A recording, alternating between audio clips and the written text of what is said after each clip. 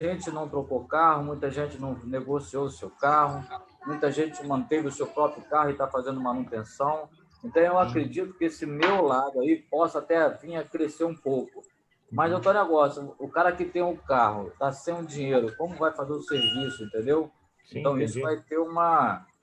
A gente vai sentir um pouco aí, eu acredito que a partir de novembro, dezembro, a gente vai começar a sentir isso.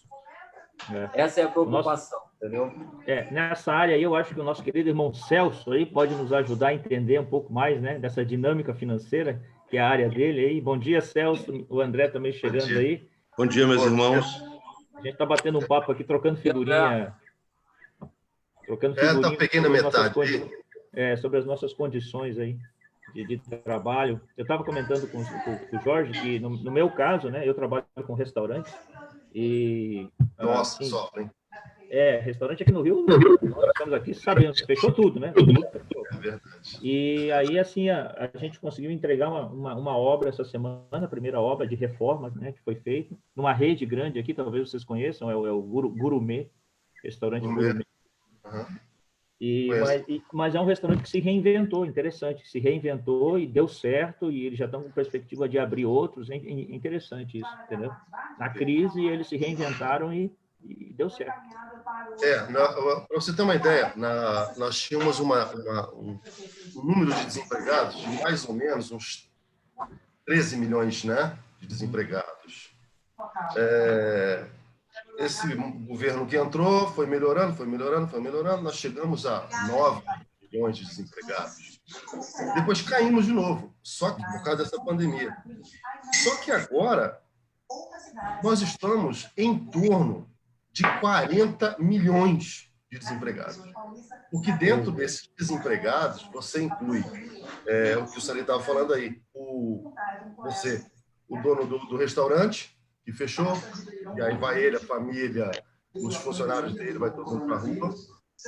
Então, você quadriplicou o número de desemprego no país.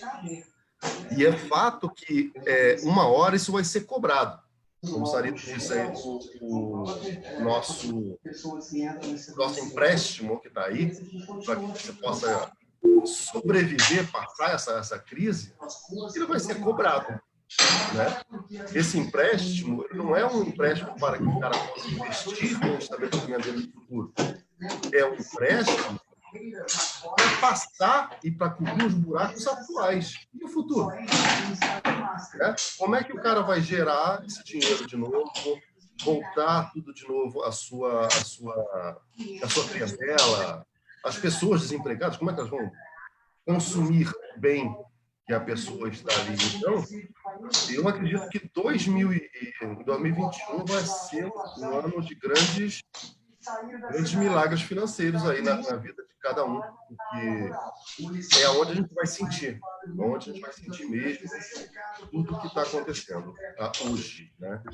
Essa é a minha análise aí do futuro. Para você ter uma ideia, para vocês terem uma ideia, na Bolsa de Valores nós temos 0,5% da população brasileira dentro dela. Desse 0,5%, aconteceu esse 1%, 0,1%, entrou agora, de 2018 para cá. Até então, nós éramos 0,4%. Né? Então, teve um boom de lá para cá. E o mercado, por quê? Porque o mercado financeiro parou de acreditar na Selic, no CDI, em todo esse lado financeiro, e começou a ir para a Bolsa de Valores.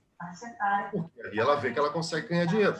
Então, o brasileiro está aprendendo isso, né? Está aprendendo a migrar. Quem sabe eu tivesse feito isso antes. Mas essa migração, ela é muito eficaz, porque nos Estados Unidos, Europa, 85% da população já nasce aplicando na Bolsa. O brasileiro é 0,5%. Não chega a 1%. Isso é tudo a educação financeira, né? Não, o brasileiro não tem. O brasileiro quer pegar e emprestar para pagar lá na frente. O americano e o europeu fazem o contrário. Ele aplica e o empréstimo é dele, né? Os juros é dele. Ele que arrecada esses juros e aí gasta lá na frente. Então, isso é educação financeira, que eu acho que o Brasil está passando por essa transição e vai passar lá no futuro, né? Para que no futuro nós tenhamos uma qualidade de vida, uma aposentadoria melhor, né? É isso que eu estava falando com vocês, né? A carteira previdenciária, né? Você faz o seu futuro, a sua aposentadoria, você quer, e a coisa não acaba, vai ser tão... É mais ou menos isso, se deixar eu vou falar demais aqui. Uma curiosidade, eu ia pedir ao Will para colocar a foto do reverendo Isaías e do Jorge, um do lado do outro. Olha aí, gente, parecem irmãos. Já olharam? São muito, até o óculos é igual. Rapaz, e esse mundo está de cabeça para baixo mesmo. Vê o Márcio aí como é que ele está. O mundo está de cabeça para baixo mesmo. Mário está de cabeça para baixo. Ele conseguiu ficar dele. Ele congelou. Ele conseguiu ficar de cabeça para baixo, eu não sei qual, acertou agora. Meus irmãos. Tá bom. Bom dia, irmãos. Tudo bem?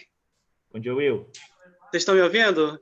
Eu ia botar para vocês verem o Lino, né? Só que ele está mamando agora. Parabéns, papai, né? Papai do mês aí, parabéns. Papai do mês. Parabéns. Deus abençoe, meu querido. Mas aí eu estava falando para o Maurício que eu não vou poder participar da reunião agora direto, mas assim que eu puder eu entro de novo, mostro para vocês, sem atrapalhar, obviamente, a reunião. Mas desejo a todos aí uma boa reunião, viu? Obrigado, Will. Deus te abençoe, meu querido. Deus te abençoe, meu irmão. Vai curtir o filhote aí. Cuida da família aí, meu irmão. Essa bênção de Deus aí na sua vida, tá? Obrigado. Amém. Tchau, gente. Até mais. Ok. Reverendo Isaías, bom dia, meu querido. Obrigado pela... Reverendo, eu acho que tem uma luz bem forte atrás do senhor. Eu acho que é da janela. Se o senhor puder puxar um pouquinho, eu acho que melhora aí a sua imagem. Uma luz bem forte aí. Temos a presença também das nossas queridas irmãs nesse dia. Bom dia, Eunice, que Deus abençoe, querida. Obrigado pela sua presença. Nós tínhamos uma outra irmã aqui que ela entrou, acho que acabou saindo. Não é, Jorge? Nossa irmã Célia, está lá em cima. A Célia, está lá em cima. Ah, está lá em cima. Tá. Tá aqui. Já vi. Bom dia, chegando. Nosso irmão Pedro também está chegando aí. Pedrão, obrigado pela presença. Deus te abençoe, querido. Mário, bom dia, Mário. Nosso querido pastor Cid, Deus abençoe. Pastor Cid chegando aqui também. Iluminado. Amém. Vamos aguardar mais um minutinho aí, a gente já inicia, meus amados. E a gente vai esperando os irmãos chegarem, né? Já está florido aí, hein? Temos três lindas mulheres. 4, né? Tem uma no colo. Muito bem.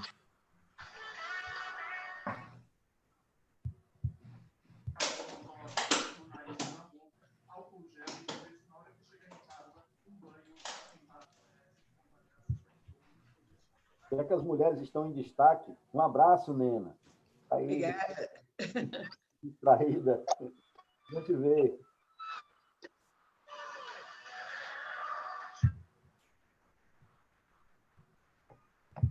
Eu estava lembrando aqui, qual foi o irmão que falou que ele acorda preocupado em lavar a louça? Quem era mesmo? Foi o Daflon, o irmão Daflon, semana passada. Isso, rapaz. Bom dia, meus Mas irmãos. eu também lavo. Bom dia, meus irmãos. Depois dessa heresia aí, eu tenho que falar. Dá o nome desse irmão para a gente disciplinar. Que conversa é essa? Olha só, mas deixa eu te falar, o meu é um pouquinho mais complicado, rapaz. Eu tive que acordar porque eu botei a roupa para lavar ontem à noite. E aí eu lembrei agora, falei, meu Deus, quando fica dentro da máquina, vai ficar tudo amarrotado, eu tenho que sair correndo, fui lá tirar a roupa. Eu lembrei do irmão Fala baixo. Lava louça.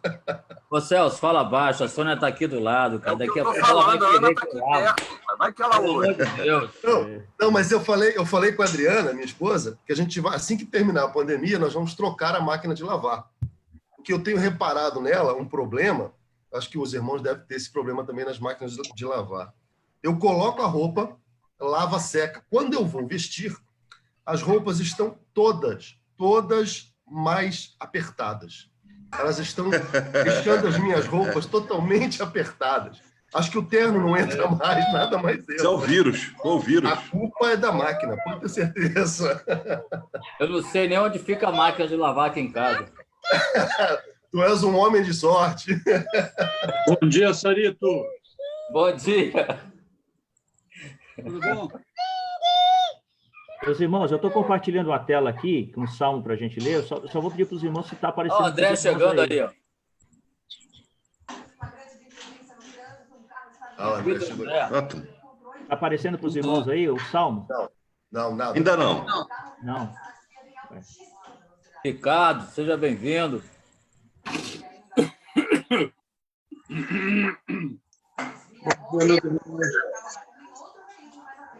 Bom dia, irmãos. Bom dia. Bom dia. Jaime, meu irmãozinho querido do coração, que bom te rever, meu querido. Bem. Tá tudo bem aí, Jaime? Graças a Deus, tudo bem. Coisa Tô aqui boa. com a minha netinha. Tô aqui com a minha netinha. Eu tô vendo, rapaz. Olha aí. Coisa boa, bochechuda, coisa bonita. Muito boa. É. Tá vindo só a tela dos. Agora veio. Agora Agora foi. Não, eu tive que fazer aqui Agora chegou. baixar minha tela aqui. Meu irmão Mário, bom dia, Mário. Você podia ler esse salmo para a gente, Mário?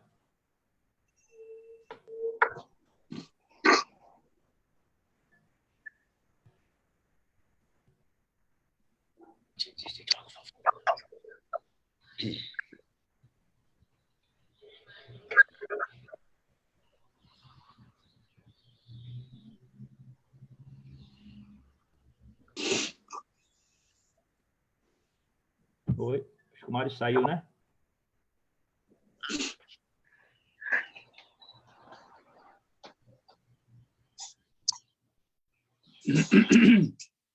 Maurício, o Mário deu uma saidinha, me parece. Eu não estou vendo ele aqui também. Então, vou pedir para o Celso. Celso, meu querido, lê esse salmo para a gente, meu irmão, para a gente iniciar a nossa reunião.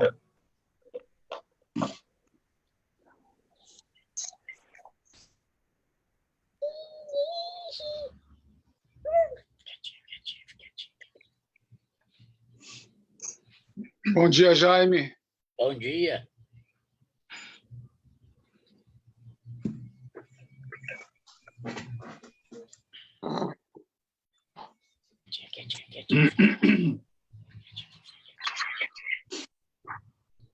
Celso, está ouvindo, Celso? Também saiu? Opa, oi. Oi, poderia ler o salmo aí, ler a tela aí para a gente iniciar a reunião, Celso? Posso, claro. Então vai. 1 Crônicas 17:20. Senhor, ninguém há semelhante a ti, e não há outro Deus além de ti, segundo tudo o que nós mesmos temos ouvido. Quem é Deus? Deus é espírito, em si e por si infinito em seu ser, glória, bem-aventurança e perfeição. Todo suficiente, eterno, imutável, insondável, onipresente, infinito em poder, sabedoria, santidade, justiça, misericórdia e clemência, longânimo, cheio de bondade e verdade. Catecismo Maior de Westminster. Li tudo. Bom dia, meus queridos irmãos. Se cuide aí, viu, Celso? Agora voltou, Mário. Mário, eu tinha solicitado para você ler, mas acho que você deu uma saidinha. Eu vou solicitar para você orar, então, para a gente iniciar a nossa reunião após essa leitura que foi feita do Salmo e do Catecismo Maior. Por favor, Mário, ore para a gente. Amém. Vocês estão me ouvindo bem? Sim. Nosso Deus e Pai de infinita bondade, de infinito poder, Senhor, misericórdia e amor para conosco, teus filhos, Senhor. Louvamos e bendizemos, ó Pai. Queremos glorificar teu nome, Senhor, com a nossa vida, nossos pensamentos, atos, Pai.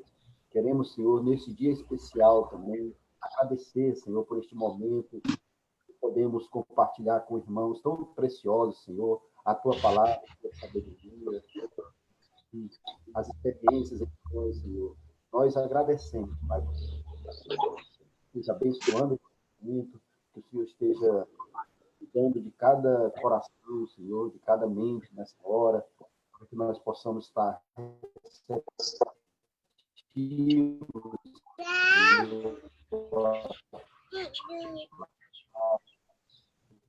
a tua sabedoria, dentro de nós, daqueles que estão passando por mais dificuldades, Pai, e tocando o coração, Senhor, daqueles que estão mais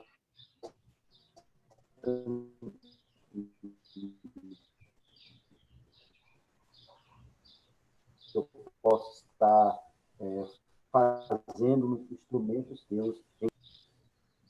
Conseguiu escutar? Ou falhou? Amém. Não, eu ouvi com algumas interrupções, mas é problema de conexão, a gente está acostumado, né, com essas coisas da tecnologia. A gente sabe que estamos aqui no espírito de união em Cristo, né? Foi muito bom, Mário, que Deus te abençoe, querido. É uma grande alegria, meus irmãos e irmãs, nós podemos em mais um sábado pela manhã, estarmos reunidos como federação, né? Federação de UPHs, hoje com a presença de algumas irmãs ilustres que nos dão a honra das suas presenças. Muito obrigado mais uma vez às minhas queridas irmãs. Eu gostaria de passar nesse momento a palavra ao Jorge, porque as nossas reuniões aqui, cada sábado, uma UPH de uma igreja é responsável por convidar um preletor, tem sido assim desde que a gente iniciou, e nessa manhã, a nossa querida igreja de Botafogo é que organizou, digamos assim, né, esse nosso trabalho hoje de manhã. Meu querido irmão Jorge, eu lhe peço a palavra, eu lhe entrego a palavra, e peço para, antes de passar para o reverendo Cid, voltar para mim novamente, porque eu preciso dar um pequeno aviso aqui, dar um pequeno testemunho. Tá bom, meu querido? Jorge, está contigo. Bom dia a todos. Sejam todos bem-vindos, tá? Para mais uma reunião. Bom, como o nosso presidente de federação tem falado, esse trabalho tem sido uma bênção, né? Para todos aqueles que estão participando, para mim, por exemplo, tem sido realmente uma bênção, e a gente está tendo a oportunidade de a gente alimentar esse trabalho, né? Porque no meu coração, há algum tempo, isso tem ardido, né? De uma maneira a fazer com que a gente venha a voltar ao trabalho que era antes, como o PH, cada um na sua igreja, cada igreja individual, venha realmente praticar esse trabalho, exercer esse trabalho, assim como era antes, ou de uma forma melhor, uma visão melhor, uma ideia melhor. Então, acredito eu que essas reuniões têm sido realmente abençoadas por Deus, tá? Tem entrado na minha vida, na minha casa, de uma maneira assim abençoadora. E eu espero que todos vocês tenham sentido o mesmo, né? O mesmo prazer, né? De estar participando e tem sido também abençoado como eu tenho sido abençoado.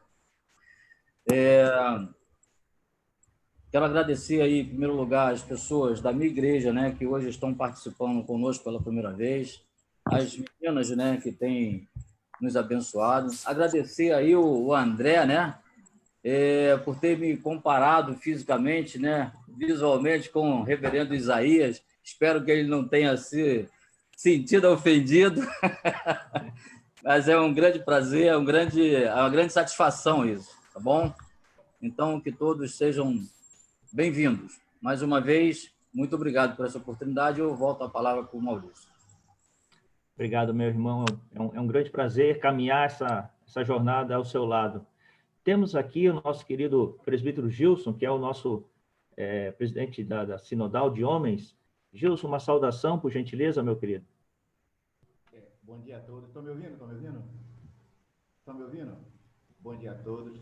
Para mim é um prazer mais uma vez estar com vocês, revendo, dizendo para vocês... Gilson, meu irmão, por favor, aproxime mais do seu microfone da sua boca, que a gente não está conseguindo... Isso. Para mim é um prazer voltar a estar junto com vocês. Eu tenho aprendido, eu tenho crescido bastante espiritualmente com a participação desse trabalho e incentivo. Minha oração para Deus é que Deus possa estar dando esse vigor para que nós possamos alcançar mais homens. Está sem som. Alô? Peraí. Deixa eu fazer uma modificação aqui. Precisa aumentar um pouquinho o som no computador dele, né? Melhor? Vê se melhorou. Agora melhorou. Melhorou. Eu estou ouvindo bem. Bom, troquei o microfone. Então, é um prazer estar com vocês. Antes até de saudar os homens, eu estou vendo uma menina com a gente aí, Helenice, que há algum tempo eu não vejo. Eu estou com bastante saudade. Helenice, nós precisamos de você, da sua presença sempre conosco. Então, sempre que possível, se faz presente na nossa reunião. Que Deus te abençoe, que Deus abençoe cada homem, que Deus abençoe o reverendo Cid também, que é um prazer de estar revendo, que possamos todos ser edificados em nome do Senhor Jesus. Muito obrigado pela oportunidade de estar alegrando e aprendendo com os irmãos. Amém. Amém, meu irmão. Gostaria de passar a palavra também à nossa querida irmã Helenice. Dá uma saudação, minha querida, em nome das irmãs da SAF. Mais uma vez, obrigado pela sua presença, minha querida. Eu sempre que posso, acho que é a terceira vez que eu entro no trabalho de vocês. Mas hoje eu estou aqui especialmente para ouvir o meu pastor, porque eu estou com saudade dele. Há muito tempo eu não escuto. Um beijo a todos e fico muito contente de ver cada rosto aqui, o André, o Celso, o presbítero André, todos vocês, o presbítero Gilson, todos vocês. Amém. O Daniel também, que eu conheço, o Sérgio, que vocês chamam de Mário, reverendo Isaías, e a Célia veio, eu estou muito feliz, ela também é da SAF do Botafogo e está aqui presente. Um beijo para todos. Amém. Nosso querido secretário sinodal, o reverendo Isaías, meu irmão querido, está sempre conosco. Por favor, reverendo, uma saudação em nome de Jesus. Ao som. Ao som. Isaías, tem que ligar o microfone, Isaías. Desabilita o microfone, reverendo. Isso. Ok. Maurício me promoveu. Eu sou secretário presbiterial. Presbiterial? Não sou sinodal. Do presbitério do Rio de Janeiro. É uma alegria estar mais uma vez com os irmãos, ter o privilégio de rever vários irmãos que nós não vemos já há muito tempo. Então, é uma alegria muito grande estar aqui para ouvir a palavra de Deus e também conversar um pouco com os nossos queridos irmãos. Deus abençoe a todos. Amém, meu querido. Eu estava lembrando do Gilson, acabei incluindo o Senhor na sinodal. Deus abençoe, meu irmão. É com muita alegria que nessa manhã ouviremos a palavra do nosso querido pastor, reverendo Cid Caldas, e eu tenho um testemunho para dar para os irmãos, e tenho que dar esse testemunho em público, porque no começo desse ano estivemos, eu, Mário, conversando com o reverendo Cid com relação à sinodal, e uma palavra que o reverendo Cid nos deu naquela manhã encheu o nosso coração de ânimo, quando ele, conversando nós, lá no seu gabinete, nós falávamos da nossa dificuldade de nós conseguirmos fazer, né, o trabalho da federação, de conseguirmos ter igrejas para participar, e o reverendo Cid, com todo o seu amor, carinho, prudência, nos deu a seguinte palavra: não desanimem da federação.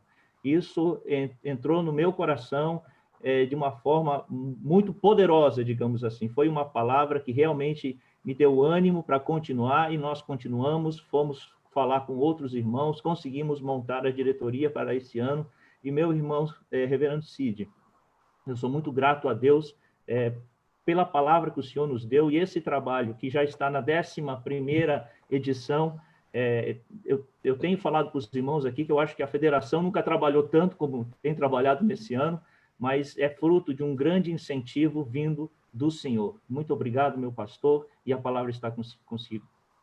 Obrigado pelo carinho. Meu querido Isaías, amigo precioso de muitos anos, prazer te rever, mesmo você ficando na escuridão aí, escondendo a cara, mas não tem problema não. Vamos nós. Quero dizer que é privilégio estar aqui com vocês, a minha alegria de ver tanta gente aqui, os nossos irmãos também do Presbitério Rio Norte aqui presentes. O trabalho masculino no Presbitério Rio Norte sempre é um trabalho pujante, isso, só em eles estarem aqui, é um apoio, sem sombra de dúvida, às nossas iniciativas. Também de rever irmãos tão queridos que não vejo há muito tempo. Como, por exemplo, o Márcio Justo, que eu não estou vendo a cara, mas só em ver o nome dele ali já me abençoa. Um cantor, um tenor abençoado.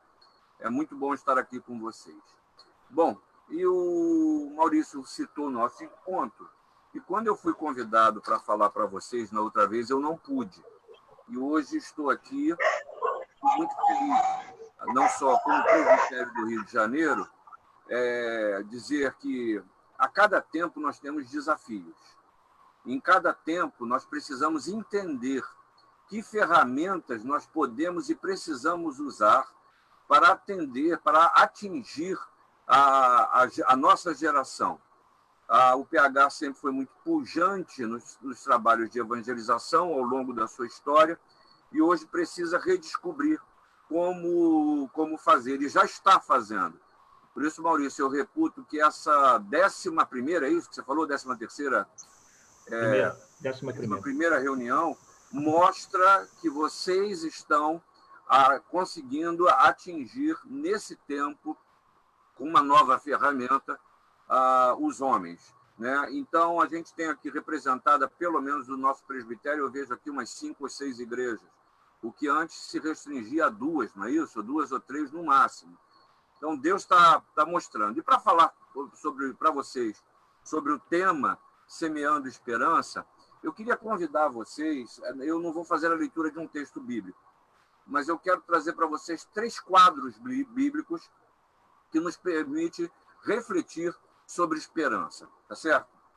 E o primeiro quadro que eu queria trazer, ele se encontra em Êxodo, no capítulo 14. Vocês vão se lembrar dessa história. Deus levanta Moisés, ele conduz o povo na saída do Egito, Faraó libera esse povo, vocês conhecem a história, eles chegam ali na beira do mar, e aí Faraó manda seus exércitos lá para atacar, e o povo está na beira do mar ali, sem saber o que fazer. E você vê no versículo 11 do capítulo 14, que eles foram tomados de um temor repentino. Ou seja, diz o versículo 10, primeiro, e chegando Faraó, os filhos de Israel levantaram os olhos, e eis que os egípcios vinham atrás deles, e temeram muito. Então os filhos de Israel clamaram ao Senhor. Ou seja, o Deus que havia dito para eles que os libertaria, o Deus que os conduziu nessa caminhada, na ida, eles agora se veem com impedimento à frente o mar e atrás aqueles que o perseguiam. Depois, no versículo 11, diz mais, disseram a Moisés, poxa, será por não haver sepulcros no Egito que nos tiraste de lá para que morramos nesse deserto? Por que nos trataste assim, fazendo-nos sair do Egito? E aí, diante desse temor repentino, diante da impossibilidade de continuar, eles começam a achar que a sua vida anterior era melhor do que aquela que Deus estava propondo para eles. E aí, irmãos, é muito interessante a gente ver o seguinte, as reações. Porque para falar de semear esperança, eu preciso olhar para dentro. Eu preciso olhar para dentro de mim e ver o que passa no meu coração. Porque a palavra de Deus fala que a boca fala do que está cheio o coração. Então, não adianta eu querer pensar em lindas estratégias, em maravilhosos programas, se o meu interior não está cheio da palavra que precisa ser transmitida. E aí a palavra de Moisés para aquele povo diz o versículo 3, ei, para. Veja aí no versículo 3. Ele diz, aquietem e percebam a ação de Deus. Percebam que Deus está agindo. No versículo 14 ele diz, fiquem tranquilos que as nossas batalhas, elas são travadas por Deus. É Deus que luta as nossas batalhas. Então, isso é uma palavra muito boa para quem está carregando os seus fardos. Para a gente que está achando que a vida está pesada demais. Para a gente que acha que não vai dar conta. Para a gente que acha que não consegue. Olha, isso aí é uma idolatria tremenda. Porque é você se colocando no centro. Não se esqueça que é Deus que conduz a sua história. Então, não coloque não só o poder da decisão, mas os fardos que você carrega como maiores pesos nas suas costas. Lembre-se que Jesus disse, o meu fardo é leve. Então, se está pesada a sua caminhada, se está pesado, já é um ótimo elemento para você avaliar que tipo de postura você tem assumido na vida. E olha só, veja o que diz o versículo 15. Deus falando para esse povo, ei, vocês estão com temor, vocês mais do que isso, vocês estão com medo de morrer, vocês estão nessa luta, vocês querem saber de uma coisa? Levanta e marche, caminhe, siga em frente. Não é hora de parar, de reclamar, de chorar, porque Deus continua no controle da história. Mesma coisa eu fico pensando também, não só em relação à minha vida, à sua vida, mas ao próprio trabalho que nós realizamos na casa do Senhor, especificamente aqui, falando da UPH, falando de federação, falando de confederação. Às vezes a gente fica pensando, não, o que nós vamos fazer? Marchem. Vamos levar a palavra do Senhor onde quer que a gente esteja.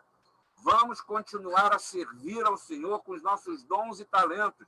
Meus irmãos, nesse tempo de pandemia, mais do que nunca, a igreja está sendo provada na sua forma de ser.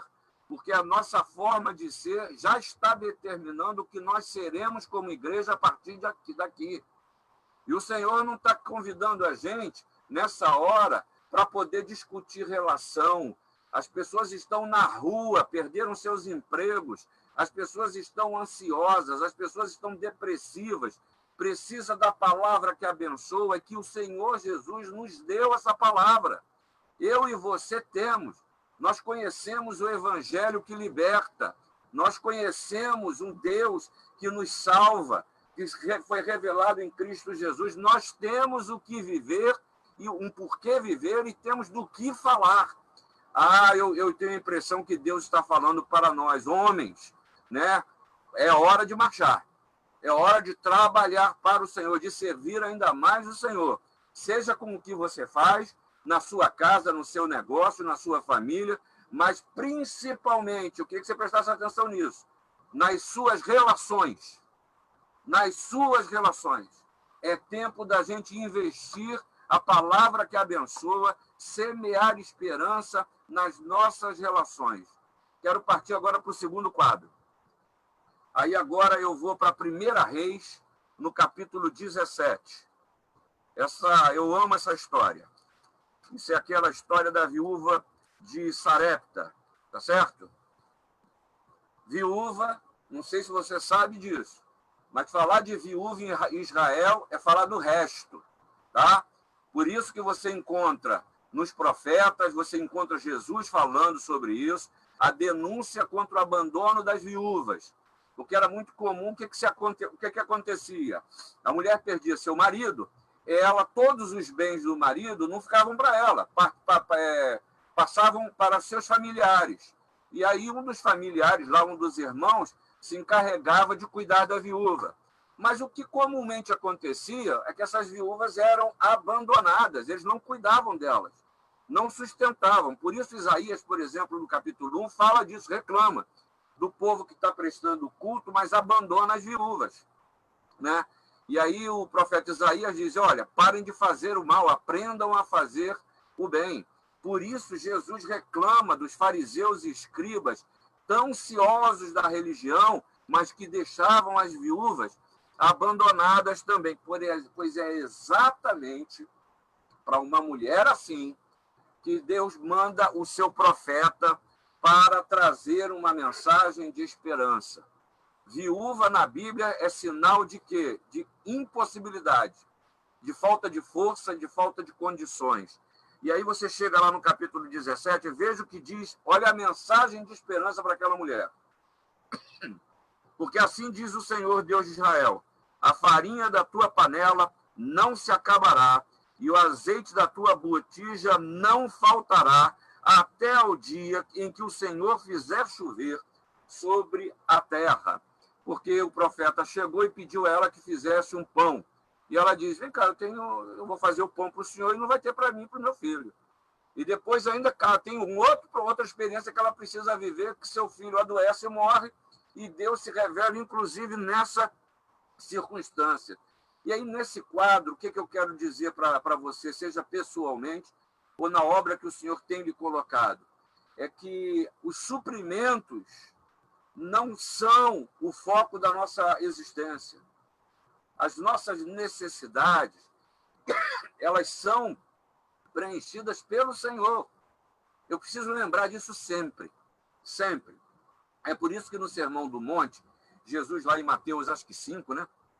Falando sobre não andar ansioso, ele chega uma hora e diz um versículo que, se você não ler com cuidado, passa desapercebido. Ele diz, olha, não se preocupa com o que vestir, não se preocupa com o comer, porque Deus conhece, sabe todas as suas necessidades. Deus sabe todas as suas necessidades. E aí também, uma vez mais, eu convido você, como semeador da esperança, a olhar para dentro, a perceber o suprimento que vem de Deus no devido tempo, na hora necessária, naquilo que é preciso, através de quem Ele quer usar. E, uma vez mais, aquilo que te supre é o que você tem cheio no coração para transmitir e, assim ser, um sinal da esperança que Jesus veio nos trazer. Terceiro cenário que eu quero trazer para vocês. Agora vamos para o Novo Testamento.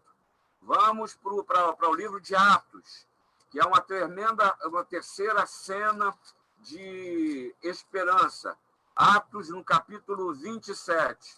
E eu quero dizer para vocês que eu tive muita dificuldade para selecionar apenas 3. Porque a Bíblia, se você for de capa a capa, e você quiser olhar sobre o ponto de vista da esperança, o Senhor fez questão de nos revelar, na história de todos os homens descritos na Bíblia, exatamente um semear de esperança. Se você pegar e for ler Adão sobre essa perspectiva, você vai entender assim. Se você ver o suprimento de Isaac no seu filho, você vai ver assim. Você pode ler toda a palavra de Deus e perceber essa mensagem salvífica para a minha e para a sua vida, que é um semear de esperança. Mas veja o que acontece com Paulo. Paulo está servindo ao Senhor, fazendo o melhor, como vocês fazem. E às vezes acontece com a gente isso no ministério. Estou falando aqui não só para homens que trabalham, mas nós somos pastores, presbíteros, diáconos. Nós temos aqui não só presidente de SAF, Secretaria Presbiterial do Trabalho Feminino, masculino, sinodal, tesoureira de SAF, secretária. Eu estou falando aqui com liderança. Estou falando com liderança de igreja aqui. E aí, se tem uma coisa que acontece com a gente gente estar servindo ao Senhor e começam não só perseguições e até as intempéries durante o trabalho, né? Paulo estava fazendo o quê, gente? Paulo estava pregando o evangelho, gente. Estava pregando o evangelho da salvação, estava pregando o evangelho que cura, que transforma, e começa a ser perseguido. E ele foi preso. E essa história do capítulo 27 começa muito antes. Ele passando pela burocracia do Estado. Os governantes mantêm ele preso, mas não querem julgar a causa. Sabem que não tem motivo para ele ser preso, mas não tem a coragem de soltá-lo. Ele passa pelo rei de Israel, é mandado para o preposto de Roma, e vai passando de mão em mão, os anos passando, até que enfiam ele num barco para enviar ele para Roma. E Paulo está preso. Mas por quê? Porque está servindo ao Senhor, está fazendo a obra do Senhor. Na verdade, talvez alguns de nós, ao passar por esse aperto todo, tenham a vontade de dizer, quer saber de uma coisa? Esse troço não dá certo. Esse trabalho na igreja não funciona. Ou então eu estou cansado de dar murro em ponta de faca. Ou então, e às vezes aqui muito cá entre nós, que ninguém nos ouça, né? Nas nossas igrejas, às vezes a gente é maltratado também dentro da igreja. Tudo em nome de Jesus, não é isso? Às vezes isso acontece e a gente sofre, fica com o coração dorido. E se tem coisa que mais dói, é quando a gente é maltratado na família menor e na família maior também, que é a igreja. Porque fala do nosso coração, machuca o que é mais íntimo nosso. E Paulo está sofrendo isso, está preso, gente. E agora botaram ele dentro de um barco. E vão levar ele para Roma. E aí o que acontece? Essas lições a gente aprende a lidar com as intempéries da vida. A primeira coisa é precisa ver a realidade. Precisa ver a realidade. Veja aí o versículo 10 do capítulo 27. Paulo chegou e disse, senhores, eu vejo que a viagem vai ser trabalhosa, com dano e muito prejuízo não só da carga e do navio, mas também da nossa vida. O que eu acho maravilhoso nesse testemunho da palavra? É que Paulo não enterrou a cabeça na areia e ficou chorando suas feridas e suas dores, não. Ele estava mostrando para quem o estava conduzindo que ele estava antevendo. Isso é cosmovisão. Isso é a pessoa que não fica só chorando os seus problemas, mas que olha além.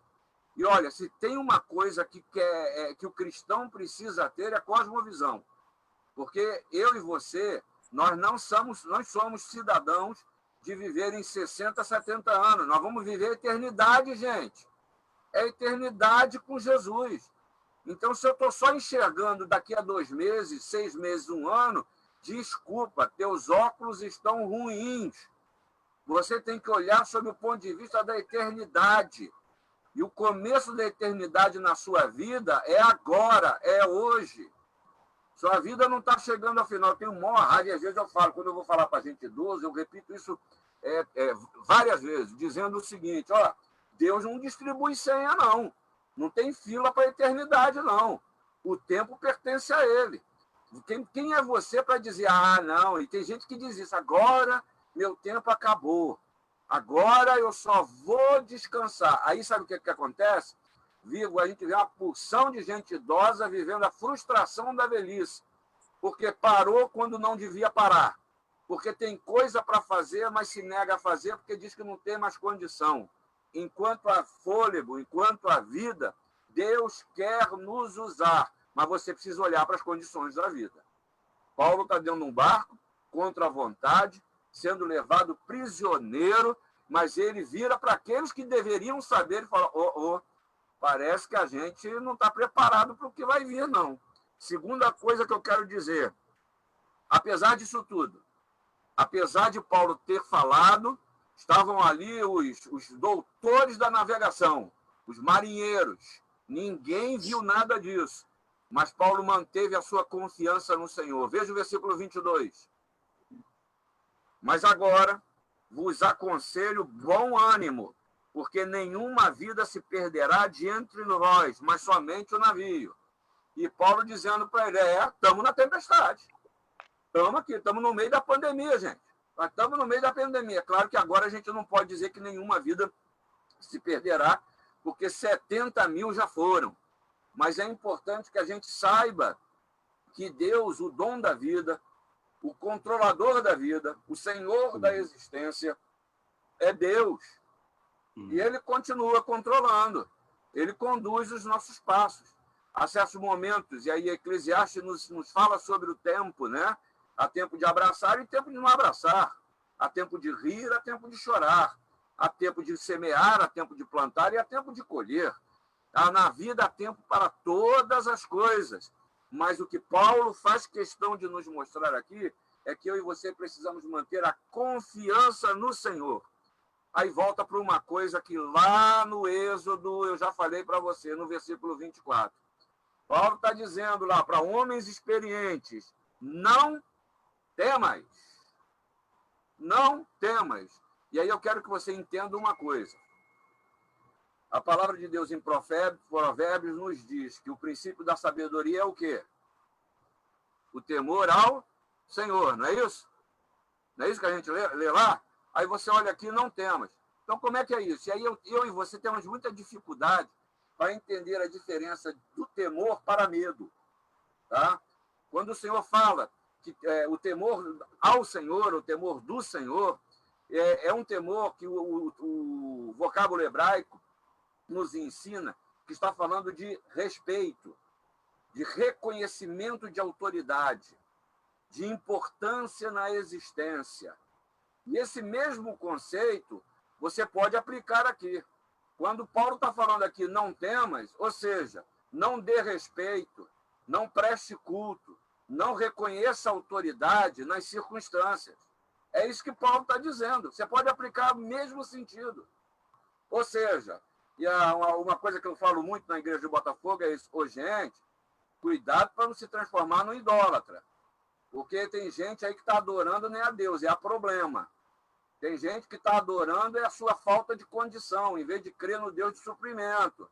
É disso que Paulo está falando. Ô, gente, não presta culto a navio que vai afundar, não. Porque o problema não é navio, é a sua vida. E a sua vida, Deus já disse que vai preservar. E, finalmente, no versículo 33, Paulo está dizendo para os senhores do mar, que não souberam como lidar com o navio. Gente, olha só, a gente está muitos dias aqui no mar. Vamos nos alimentar, é importante que as pessoas comam, porque você sabe que o ser humano sem alimento ele não funciona. E aqui eu gosto dessas coisas tão humanas na palavra de Deus, que Deus faz questão, e às vezes a gente quer tirar o pé do chão e viver num céu, na terra que não existe. Eu vivo as condições do tempo. Eu estou aqui e vi o Celso tomando aí um café e não ofereceu a ninguém, mal educado que só ele, né? Não ofereceu café para ninguém, me deu aqui uma vontade. Eu falei, Ana, minha mulher, por favor, estava pelo menos um copo d'água aqui para mim, né? Aí, tá lá, maldade do coração. Então, o que eu quero dizer para você? Gente, a gente também precisa cuidar da gente, viu? Eu preciso cuidar de mim, você precisa cuidar de você. Porque há pessoas, isso é muito comum em pais em relação aos seus filhos, quer resolver os problemas todos do mundo dos filhos e você mesmo está vivendo em más condições de vida. E é preciso que a gente, para volta, por isso que eu estou falando o tempo inteiro, semear esperança, eu posso ficar com a falsa expressão que é só o que eu tenho que falar. A boca fala do que está cheio o coração. Eu preciso cuidar de mim mesmo. E aí, meus irmãos, o alimento que Paulo está falando aqui, eu não vou fazer alegoria, não. É alimento físico, é cuidado pessoal, é você cuidar de você mesmo. E aí, como consequência disso, há o cuidado espiritual, porque você é templo do Espírito Santo. Você é templo, quem cuida de si mesmo se reconhece como um templo do Espírito Santo. Lembra do que Paulo falou a Romanos no capítulo 12? Rogo-vos, pois, pela misericórdia de Deus, que apresenteis os vossos corpos, é você, como culto racional ao Senhor. E esse racional aí no grego também tem um duplo sentido, é racional espiritual, ele não separa o que você é do seu interior. Ou seja, está falando da integridade do seu ser, que seu ser seja um culto ao Senhor. E aí, irmãos, eu tenho certeza de que a consequência disso tudo é que o seu semear de esperança é uma palavra só. Sabe que palavra é essa? Testemunho. Testemunho. Porque o que Deus infundiu em você, o que Jesus colocou na sua mente e no seu coração, o que o Espírito Santo continua a lhe falar cada vez mais, assumirá mais significado, isso vai espraiar e automaticamente alcançar outras pessoas. É tempo de semear a esperança dentro de casa. É tempo de semear esperança nos seus relacionamentos, como consequência da esperança que você tem no seu coração. Que Deus nos abençoe.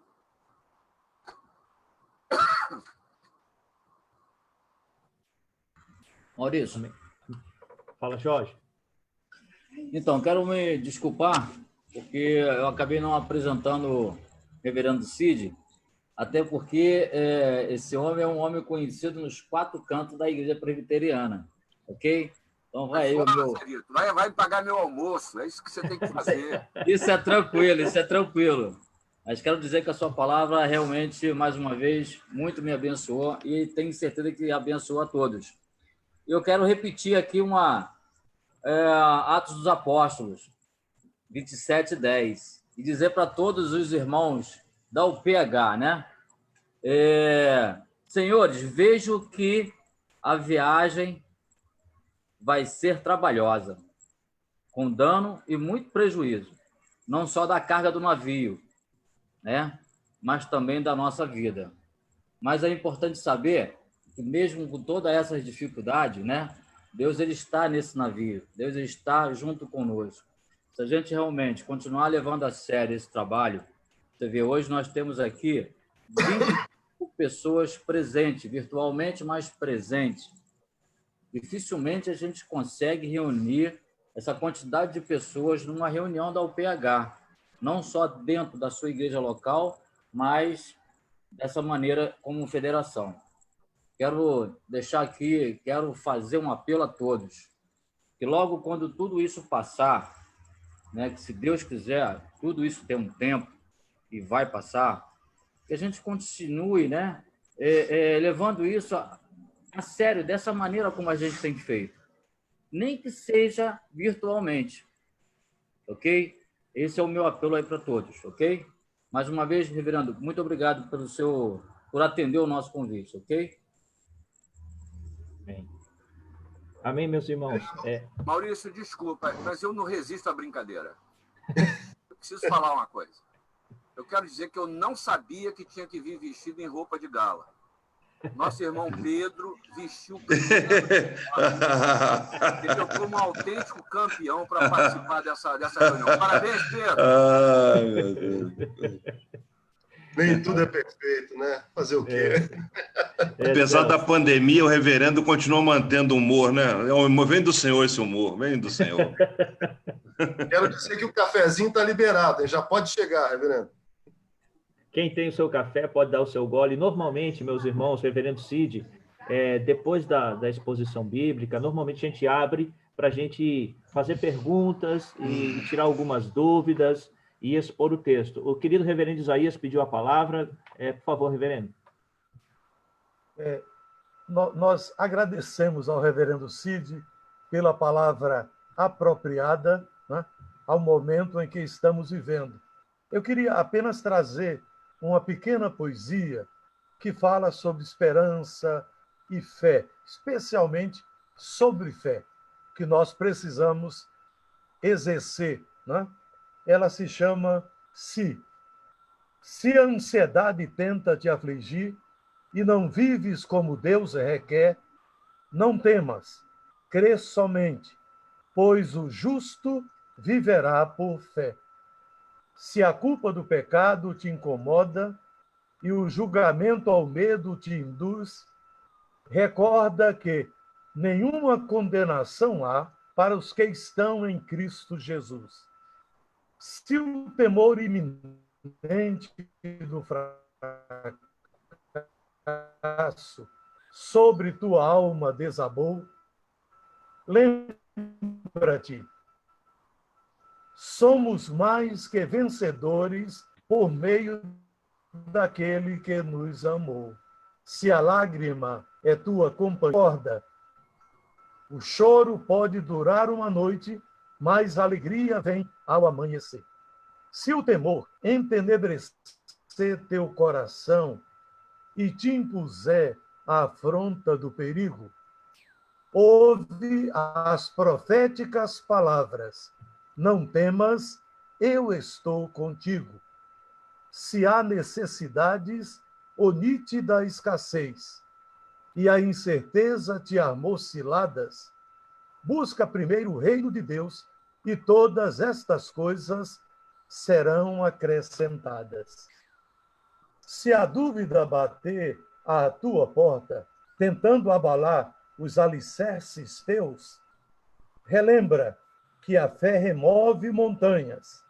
Sem ela, é impossível agradar a Deus. Se a dura realidade da existência toda tua capacidade espiritual de ver, olha na direção do invisível, pois tudo é possível ao que crê. Se os teus limites te sucumbem e a fria impossibilidade te entristece, crê e vive na veraz promessa. Tudo posso naquele que me fortalece. Que seja assim a nossa vida na presença do Senhor. Amém. Amém. Reverendo Cid, eu gostaria de provocar aqui já um debate, uma conversa. Eu sei que todos nós sabemos que essa pandemia nos empurrou como igreja a um ambiente que não era o nosso ambiente comum, que é esse ambiente virtual que nós estamos. E muitos não têm a destreza, não têm digamos, a capacidade técnica para lidar com tantos aplicativos e meios de comunicação.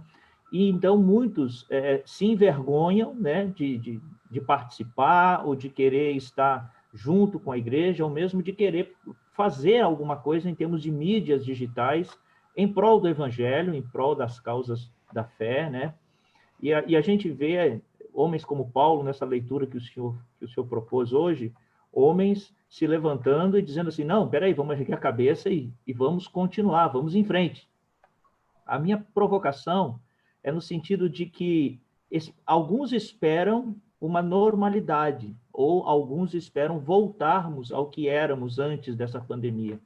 O senhor acha que essa possibilidade de voltar ao que éramos, ela existe, ou teremos que caminhar nesse híbrido de igreja digital e igreja física reunida como nós éramos antes? Como que o senhor enxerga isso? Tá, olha só, hoje em dia, uma coisa que se discute demais é o que chama-se de, você usou a palavra, inclusive, do novo normal. Né? É a mudança, não só de postura, de procedimentos, de atitudes, mas também da forma de fazer as coisas. E a gente já tem livros já sendo editados sobre isso. Né? Mas eu quero dizer que eu não acredito numa redenção desse jeito, porque é tudo homem, é tudo ser humano, é tudo pecador. Né? Muita gente está falando sobre a melhora nas relações. Eu não acredito nisso. Acredito sim. Por um lado, você já destacou, né? Todos nós fomos empurrados para a tecnologia, para a utilização intensa da tecnologia. Por exemplo, na área da educação, que eu trabalho, ajudo nisso lá no Mackenzie, foi muito curioso que professores que, inclusive, tinham ferramentas de tecnologia para usar e nunca utilizaram. E, de repente, acontece tudo isso, eles foram empurrados para usar isso e muitos não têm condição de fazer. Para o mercado de trabalho, qual é o resultado disso? É a busca de um novo profissional. E agora faz parte do currículo que a pessoa seja capaz de utilizar ferramentas de tecnologia. Então, para a juventude como um todo, para nós que estamos no mercado de trabalho, isso se tornou uma exigência primeira. Isso falando pessoalmente. Para a igreja, eu vejo duas coisas. Vejo um lado muito bom e um lado muito ruim. O lado muito bom é que todos nós fomos empurrados para assumir com seriedade essa nova ferramenta, esse novo ministério. A gente saiu da praça pública para ir para a internet. Isso Deus já vinha falando durante muito tempo isso. E agora não teve jeito. As igrejas que que desejam continuar seus ministérios, elas precisaram investir nisso, estão fazendo. Até o nosso caso mesmo em Botafogo, com que tenha do jeito que vai, mas tem que fazer. É uma nova porta. Eu até ouso dizer, num certo sentido, em algumas áreas da nossa igreja, nós não vamos voltar para as nossas reuniões tradicionais, que vai reunir 4, 5 pessoas numa quinta-feira à noite, 20 horas. Não, eu acho que isso vai morrer. Eu acho que isso vai morrer. Eu acho que para fazer uma reuniãozinha dessa está aqui. O Zoom já resolve com muito mais qualidade, com mais tempo, ninguém chega atrasado. Se bem que tem gente que chega atrasada, tem reunião de Zoom, né? Mas vamos embora. Então, o que acontece? Eu acho que a gente vai ter que aprender com isso. Agora, eu temo, por um outro lado, que já estou vendo isso acontecer em outros estados, tá? Que é a comodidade de você fazer tudo pela internet. E aí, em alguns estados em que as igrejas abriram, o povo não voltou, não. Tá? E aí tem associado duas coisas. Primeiro, que eu estou falando isso não é por vaidade, não é porque a gente é presbiteriano, mas é um fato. É um fato que o próprio Ibope comprova. O público que atende as nossas igrejas é um público de classe B, classe C, mas é um público culturalmente que está no terço superior da população. Então, é um povo que é um povo esclarecido. Então, não adianta você chegar a tocar trombeta dizendo o seguinte: gente, pode voltar para a igreja agora. Quando as pessoas estão vendo que o índice continua acima de 1, o contágio continua crescendo e as pessoas continuam morrendo. Isso é fato. Mas eu quero alertar para esse problema, que nós vamos precisar incentivar o nosso povo a voltar ao contato pessoal, presencial, nas nossas igrejas, seja nas celebrações culticas ou nas reuniões das nossas sociedades. Percebe? É ser igreja, né? E não ser, como já vi aí pela internet, a igreja do celular. Já abriram a igreja do celular. Já existe a igreja do celular aí. E aí a gente vai precisar ter que trabalhar isso também. Para mim, é um desafio do século XXI para a igreja. E, num certo sentido, eu vejo uma similaridade com a igreja perseguida, com o momento de perseguição da igreja primitiva.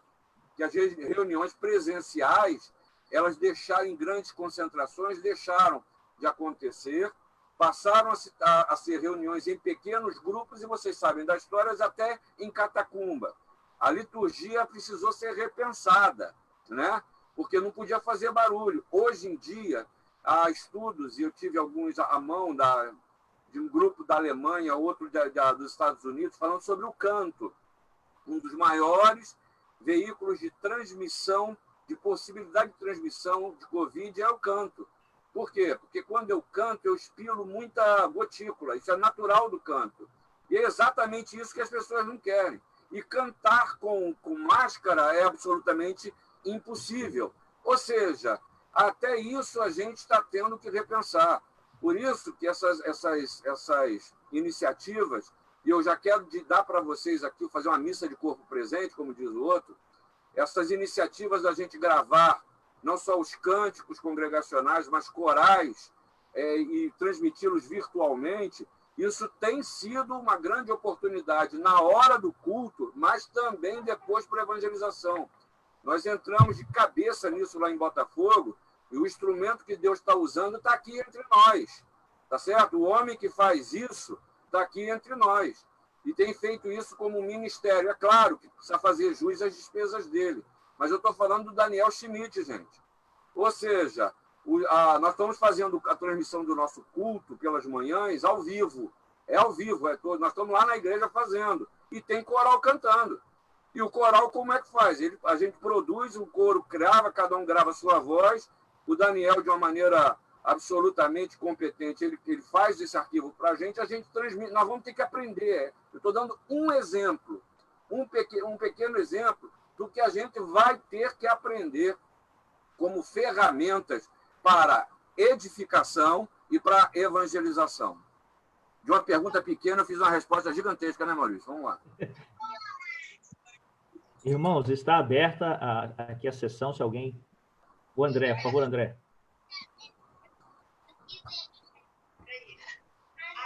André, tem que ligar o microfone. Velho é um problema. Deixa o reverendo Isaías, depois eu falo após ele. É nessa mesma linha porque nós estamos vivendo esse momento em que estamos nos reinventando como igreja. Eu gostaria de ouvir a opinião do reverendo Cid. O assunto é complexo e até polêmico, sobre a questão da ceia virtual, e tem igreja fazendo até batismo virtual. Eu queria saber a opinião dele, até mesmo como presidente do nosso presbitério. Obrigado, hein, Zazá? Obrigado, hein? Deus te abençoe. Eu não teria essa ousadia toda, reverente Isaías. Vamos lá, não tem problema não. Vamos lá, primeiramente... Mas era a pergunta que eu ia fazer. Isso, exato, estava na ponta da língua de todo mundo, reverendo. Sarito, terça-feira compareça ao conselho. Vamos lá. A gente responde assim. Primeiro, quero dizer que esse tema ele é extremamente controverso. Não há unidade nos concílios sobre essa matéria. Tá? Em nível de nosso presbitério, não há unidade, e também não só na comissão executiva do concílio. Primeiro, não há nenhuma legislação em nível da Igreja Presbiteriana do Brasil, nem mundial nas igrejas sobre a matéria, porque é uma matéria absolutamente nova. Essa é uma matéria nova. Agora, eu tenho me pautado por alguns princípios. Tá? Primeiramente, a Constituição da Igreja Presbiteriana do Brasil diz que é função privativa do ministro ministrar os sacramentos. Essa é uma função do ministro. Então, porque em alguns lugares os ministros estão sendo quase que imposto a eles fazer isso. Então, eu faço questão de resgatar isso. A decisão de fazer ou de não fazer compete ao ministro da palavra. Segunda coisa que preciso dizer é o que a nossa confissão de fé fala acerca da ministração do sacramento. Ela está dizendo, no caso da ceia, que é do povo reunido em culto. É o que ela diz, né? Reunido em culto, e ali não dá espaço para eu falar, mas virtualmente não está reunido também, e por aí vai. Terceira coisa, que é o que tem sido elencado por aí, é que muitos têm feito a ceia em casa e feito independente do que vai acontecer. Né? Eu já recebi algumas famílias dizendo, pastor, na minha Páscoa eu peguei o pão, o vinho e celebramos a ceia em casa. Ou seja, fora do corpo.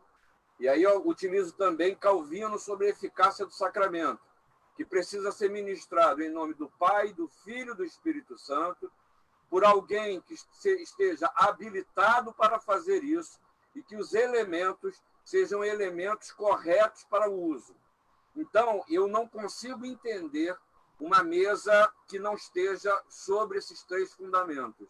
E aí o que a gente não vê é esses três fundamentos sendo utilizados e precisam ser utilizados conjuntamente. Mais uma, falando sobre batismo agora. Me perdoem, aí eu seria um pouco radical. Né? O que salva o pecador não é a água. Mas foi dessa forma que o Senhor Jesus nos mostrou. Então, se eu posso tirar a água do batismo, para que eu preciso do vinho e do pão? Para que eu preciso de igreja reunida?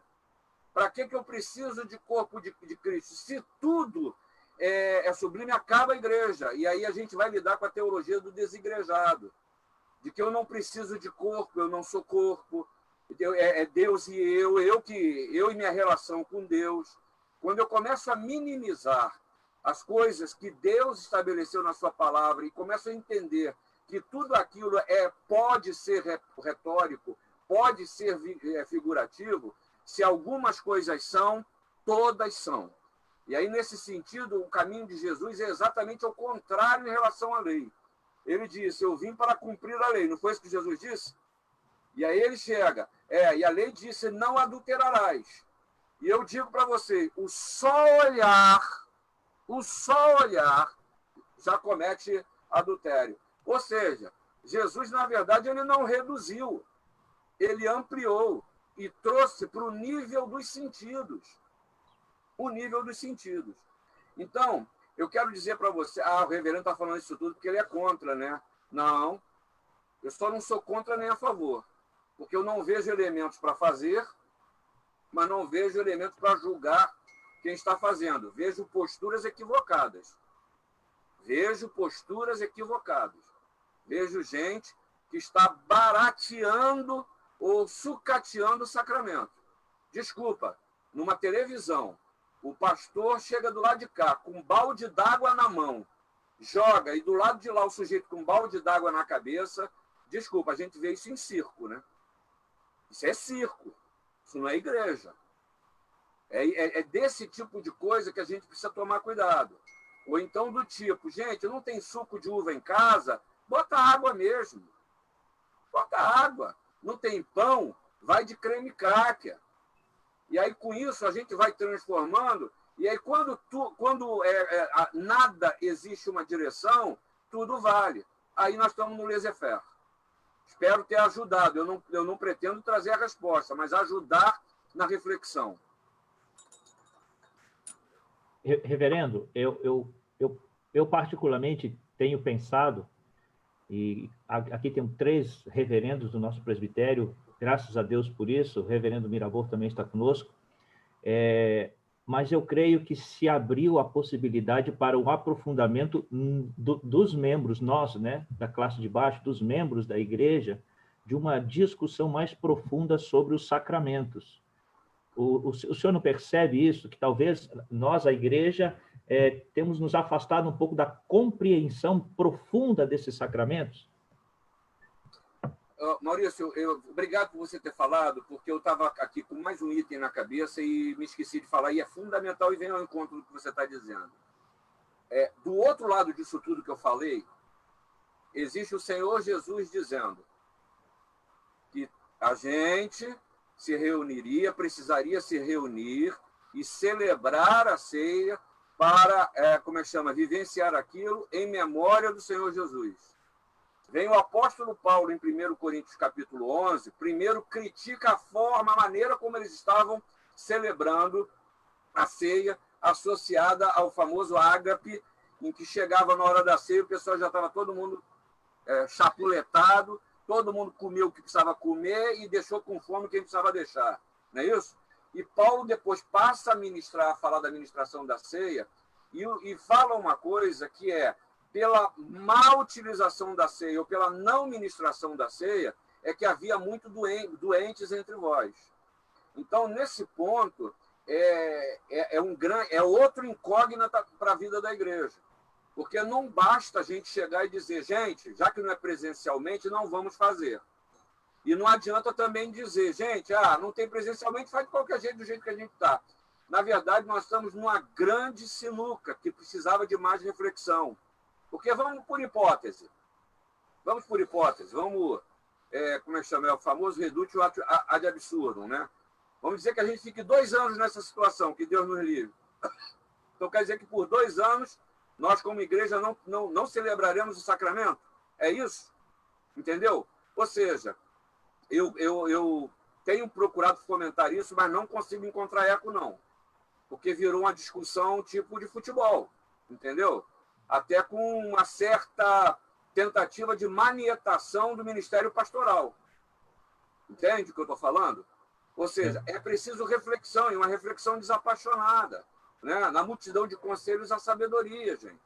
Ok, vamos colocar os senões, vamos apontar os senões, vamos ver quais são as possibilidades, mas eu não encontro muita gente disposta à reflexão, a discutir.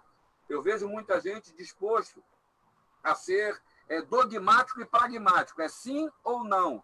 E a gente sabe muito bem que na vida existem muitas coisas que não é tão assim, sim ou não. A gente tem que encontrar e ouvir, e saber, e conhecer, encontrar meios que acalmem o coração. Porque se existe uma coisa, isso sim é pecado, hein? Sacramento não pode servir para nos dividir. Imagina você, na ceia do Senhor, você tem uma parte da igreja que não vai participar porque não concorda com isso. E a outra parte dizendo, não e vocês são legalistas. Ou seja, na hora de celebrar a morte que nos salvou, a gente peca pela divisão. Ou seja, não é fácil refletir sobre isso, não. Nossa irmã Emília levantou a mão. Querida Hermília. Bom dia a todos. Amei a palavra, pastor. Foi muito bom estar aqui com vocês e ouvir essa mensagem de esperança tão maravilhosa. Agora, em relação à ceia, eu já vi alguma presbiteriana, inclusive uma que de vez em quando eu assisto, é fazer a ceia, que o presbitério desse lugar, que acho que é uma igreja da região norte, disse que foi aceito lá. Lógico que eu não concordo que seja feito de uma forma como um show no circo, para o mundo, né? Mas se for feito somente para a igreja, numa reunião Zoom, porque eu penso assim, que a palavra diz que nós somos o templo do Espírito Santo, né? E nós somos a igreja, a noiva de Cristo. Então, se o pastor está aí online e ele da forma correta, um sacramento com seriedade, e o membro da sua igreja está participando desta reunião unicamente da igreja, aberto para todos, não seria correto? É a minha dúvida, porque cada um sabe da seriedade do momento de lembrar a morte de Cristo e o grande sacrifício que ele fez por nós. Então, isso falta para a gente, porque já realmente muito tempo sem a ceia e muitas pessoas têm essa necessidade e a falta desse momento ímpar do cristão, que é a celebração da ceia. Eu não tenho dúvida, Maria Emília, você está indo no foco da questão. Esse é o foco da questão. Esse é o grande problema. E o grande problema é a diferença entre o presencial e o não presencial, o real e o espiritual. Essa equação é preciso ser resolvida para que haja paz no povo entre o povo de Deus. Porque o que está havendo hoje não é paz. Não é paz ao tratar dessa matéria. E acontece até coisas curiosas, né? Há pastores que não falam nada e estão ministrando a ceia em grupos fechados, assim, por internet. E gente da sua igreja está indo e participando dessas ceias. Tá certo? E aí o que acontece? Vem cá, será que é esse o método? É fazer escondido? O que eu estou fazendo precisa ser feito escondido? Entende? Ou seja, por quê? O que está faltando, gente? Essa é a minha grita. Para mim, o que está faltando é reflexão. Vamos conversar sobre isso. Agora, não entendo por que as pessoas elas não preferem jogar o assunto para debaixo do tapete. E isso não resolve o problema. E, lamentavelmente, eu não posso dizer isso, ainda mais como presidente presbitério, né? Vamos lá. Mas, curiosamente, né, é interessante pensar que muitos de nós, pastores e presbíteros, estamos deixando esse assunto em stand-by. Entende? Ou seja, esse é o assunto que é o tema. Imagine você, nós passamos por uma Páscoa historicamente, a Páscoa é um dos momentos mais sublimes na vida da igreja. E a gente não esteve junto. E uma das maiores reclamações é que na maioria das nossas igrejas, na Páscoa se celebra a ceia do Senhor, não é verdade? E a gente não pôde fazê-lo, né? Por isso que até em Botafogo, quando eu vou mudar a data da Páscoa, a data da Páscoa vai ser quando a gente voltar, entendeu? Quando a gente voltar vai ser Páscoa lá em Botafogo. Reverendo, lembrando ainda voltando à pergunta da irmã Emília, uma das características que para mim é muito cara com relação à ceia é quando nosso Senhor Jesus fala sobre a característica da anunciação da sua morte, né, como testemunho para o mundo, até que ele venha, né? Então, pensando com relação a isso, a essa anunciação, né, esse testemunho para o mundo, fazer uma ceia escondida é realmente estranho, não? Desculpe, eu perdi o fio da meada, Maurício. Eu viajei aqui agora. Não, uma das características da ceia, ao meu ver, e que para mim é muito cara, é quando Jesus nos ensina que aquele momento também é um momento de anunciação, de proclamação da sua morte para testemunho no mundo, para o mundo, né? Então, a ceia também tem essa característica de anunciar a própria volta do Senhor Jesus, como testemunho de Cristo, e isso dado para a igreja. E se eu fizer isso também escondido do mundo, né, escondido, uma Santa Ceia escondida, tira essa característica da ceia, não? Não, Maurício, sabe por quê? A sua pergunta é boa, mas eu não vou concordar, não, porque eu já citei, a igreja primitiva, ela celebrou a ceia escondida, entendeu?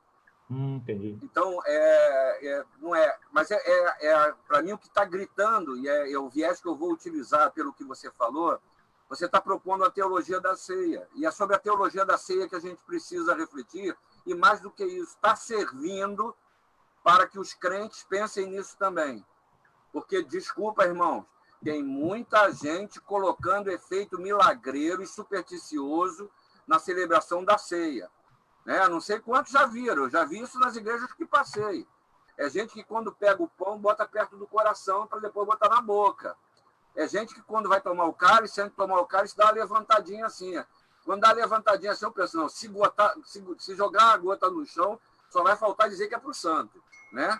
Ou seja, essas coisas místicas que também envolvem a celebração dos sacramentos, como aquela pessoa que vem de uma outra igreja, e eu já tive que enfrentar isso na igreja do Rio e em Botafogo. A pessoa chega, vem de outra igreja, e aí ela, pastor, eu quero ser batizado. Mas peraí, minha irmã, você veio da igreja batista, você já foi batizada. E a nossa igreja reconhece o batismo da igreja batista. Ah, não, pastor, eu quero ser batizado porque agora é que o meu batizado vai valer. Eu recebi, não é uma, não é duas, não, são várias pessoas. Há pouco tempo atrás veio conversar uma comigo que parece a mulher samaritana, Com 4 se casar, acho que está com você, já não é teu marido. A mulher já tinha passado por 4 batismos. E estava querendo ir para a igreja e ser batizada. Bom, recua, não leva o conselho, classe de catecúmeno, para primeiro entender o que é salvação, o que é Jesus, o que é fé, para depois entender o que é sacramento. Então, a teologia da ceia também, ou dos sacramentos, ela é uma oportunidade para a gente resgatar e ensinar também. Porque tem gente utilizando ceia, ou querendo utilizar a ceia, como um muleto espiritual. Eu estou mal na fé, eu vou tomar ceia porque isso eu vou ficar melhor. É como se fosse um comprimido. Ou então, ao contrário, é para purgar como é que chama? A sua consciência, que está extremamente pesada. Junto a isso, tem gente muito sincera, que se habituou, sabe que é alimento espiritual. Quando nós celebramos a ceia, nós estamos recebendo a Jesus espiritualmente, e isso é extremamente marcante, mas a gente precisa entender que essa comunhão espiritual com o Senhor é a comunhão também entre os irmãos. Ou seja, precisamos refletir sobre o assunto. Amém. A irmã Emília quer fazer mais uma pergunta, irmã? A senhora levantou a mão de novo? Emília está atacada hoje, hein? Vocês ficam dando moral a Emília? Tem que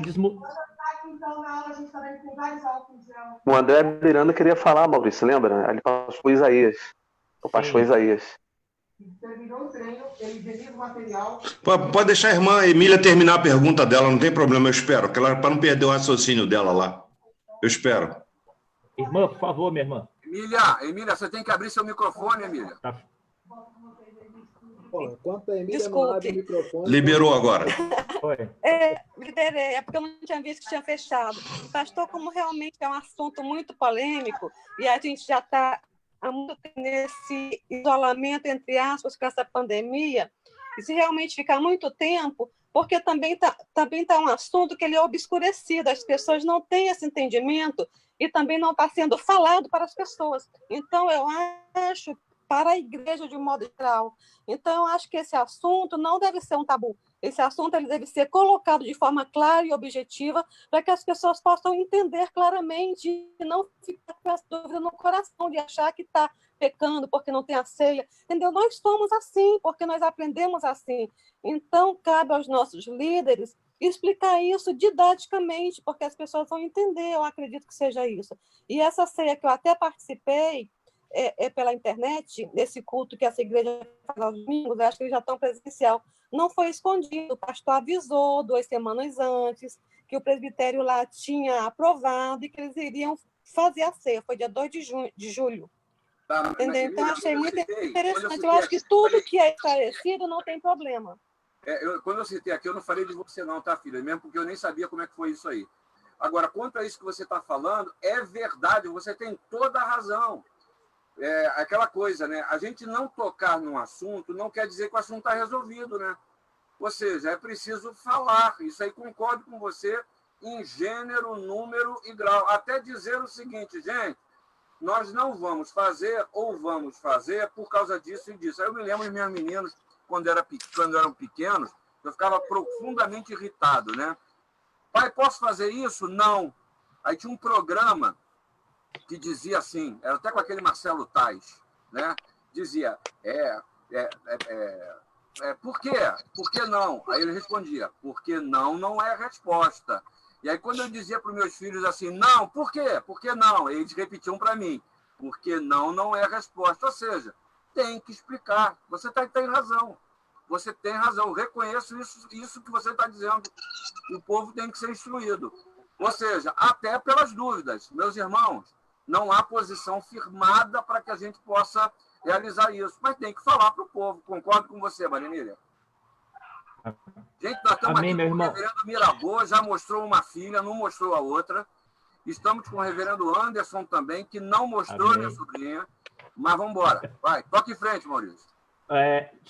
Reverendo Anderson, se tivesse nesse sentido de raciocínio, eu passo a palavra para o senhor, senão eu peço para o André, que pediu a palavra. Reverendo Anderson.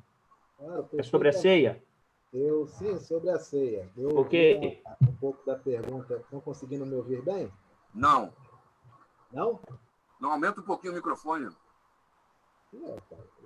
Ou aproxima dele aí. Aproxima dele. Aproxima sim dele. Quem fica melhor? Isso, melhorou.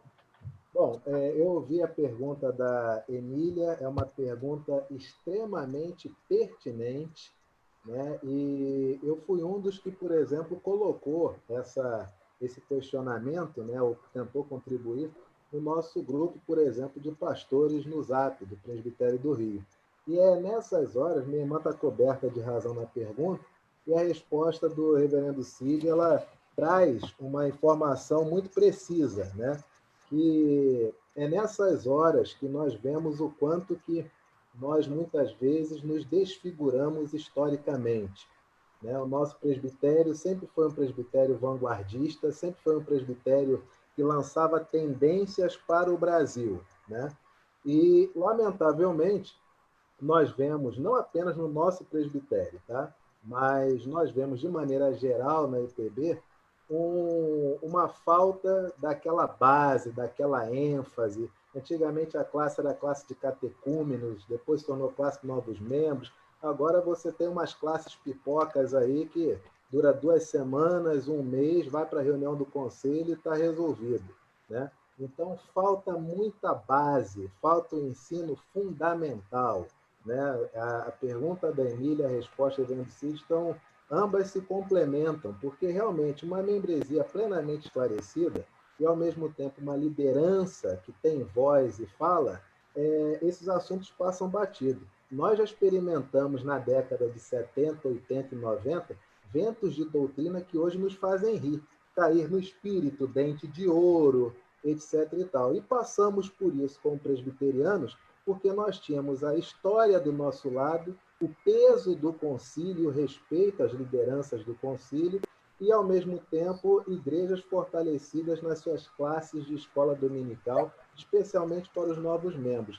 Então, hoje, muito dessa confusão que nós estamos colhendo é fruto desse retrocesso, no sentido de que nós, talvez, não todos, mas algumas igrejas presbiterianas do Brasil, não do Presbitério do Rio, mas de modo geral, não estão incentivando o ensino nas bases, os fundamentos da fé.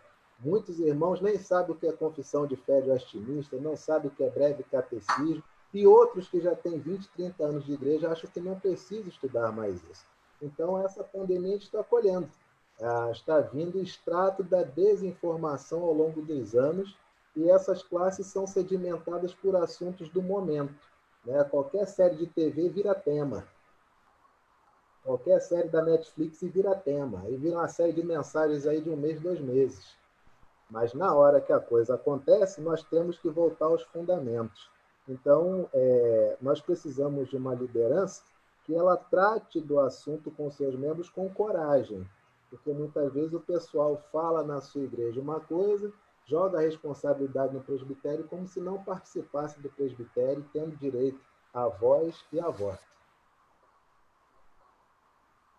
Muito bem, meu irmão. Graças a Deus pelos nossos pastores e sua sabedoria no nosso meio. Reverendo Mirabeau, gostaria de contribuir com essa visão da ceia? Apreciar o ensejo que a nossa federação de UPH nos dá para a discussão de um tema que é tão importante, tão relevante, e que, como nosso presidente já sinalizou, tem sido pouco debatido nos nossos arraiais, a despeito da grande demanda que há por essa discussão. Então, quero deixar registrado aqui os meus parabéns, meu voto de alegria em Deus por tudo aquilo que ele tem operado através da nossa federação. Quero continuar acompanhando o debate, que está bom demais. Obrigado, viu? Obrigado, querido. André, eu acho que só espero o reverendo Cid voltar. Se você tem uma pergunta para ele? Na verdade, eu até preferiria que ele estivesse, né, já que ele é o presidente, então não vai ser nenhuma pergunta, vão ser algumas quase afirmações. Ok. Entendeu? A gente estava com o reverendo Anderson, saudade do meu pastor e amigo querido, Deus o abençoe, chegou no momento oportuno. Hoje nós então, estamos... a minha preocupação é sempre com a história, né? O brasileiro em si, ele não cuida, a gente não tem o hábito da história. Então, as coisas estão acontecendo.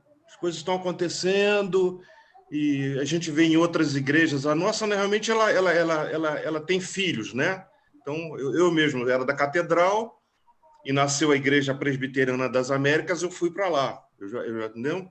Então, as outras não, a pessoa tem um racha dentro da igreja e eles fundam uma igreja. Então, a história que era anterior, ela é esquecida. Entendeu? Então, as ideias vêm. Então, a gente não tem o cuidado com a história. A Igreja Presbiteriana tem isso, ela tem 100 e tantos anos, mas de história, de raiz. Uma igreja firme, ela é enraizada. Então, quando a árvore começa a dar frutos, são frutos fortes, são frutos bons, né?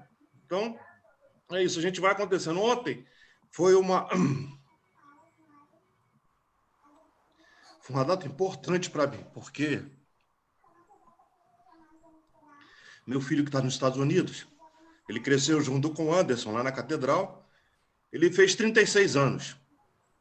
E eu estava afastado da igreja. Eu ia nas terças-feiras na reunião na Catedral, que eu trabalhava aí na Praça 15, então eu passava sempre as terças-feiras, assistia o culto, mas eu estava afastado.